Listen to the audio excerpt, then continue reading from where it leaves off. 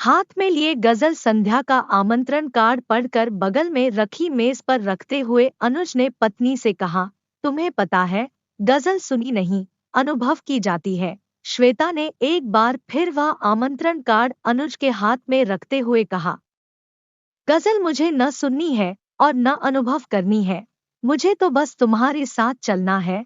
अब यह बताओ कि तुम चलोगे या नहीं। दोनों विवाह के 7 साल पहले एक दूसरे के प्यार में पड़े थे और तब से अब तक दोनों के बीच एक भी कामन हाबी या इच्छा नहीं रही थी। पर प्यार इतना अधिक था कि शिकायतों के बीच से रास्ता निकालकर आगे बढ़ते रहे। दोनों को एक दूसरे को समय देने में हमेशा परिस्थितियां और काम के प्रति प्राथमिकता बीच में आती रही। दोनों एक दूसरे पर गुस्सा जरूर होते, पर प्यार की वैलिडिटी इतनी अधिक थी कि कुछ भी आड़े नहीं आता था। पिछले 1 साल से दोनों की ड्यूटी अलग अलग शिफ्ट में थी, यानी एक घर आता था तो दूसरा ड्यूटी पर जाता था। रोजाना घर के फ्रिज पर रखी चिट्ठी में लिखे जाने वाले मैसेज के नीचे बनाया जाने वाला दिल का निशान ही उनका प्यार था। केवल रविवार को ही दोनों एक साथ होते थे। अब इस परिस्थिति में सप्ताह भर बाद मिलने वाले रविवार को किसी गायक को सुनने में बिताना अनुज को बहुत मुश्किल लग रहा था। पर प्यार की एक अलिखित शर्त होती है कि कोई भी खुद की अपेक्षा सामने वाले व्यक्ति की इच्छा को समझ सकता है। रविवार की शाम को दोनों जन खचाखच भरे हाल में जाकर बैठ गए।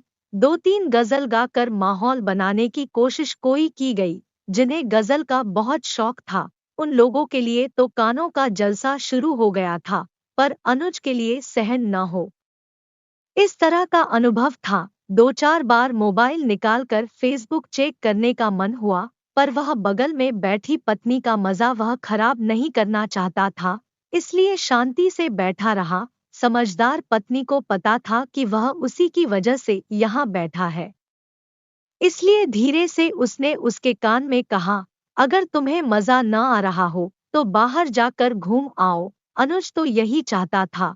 वह हाल से निकलकर बाहर गैलरी में आ गया। दिसंबर की ठंड में वह सिगरेट निकालकर सुलगाने जा रहा था कि उसकी नजर सामने किसी पर पड़ी। उसने मोबाइल निकालकर पत्नी को मैसेज किया, गजल देखनी हो तो बाहर आ जाओ। बाहर आकर श्वेता ने सवालिया नजरों से अनुज की ओर देखा। अनुज ने सामने फुटपाथ पर इशारा किया। एक झोपड़ी के बाहर अलाव जल रहा था। अलाव के पास फटी गुदरी ओढ़े पति पत्नी बैठे एक ही कटोरे में चाय पी रहे थे। दोनों बिना कुछ कहे इस जीवंत गजल को देखते रहे।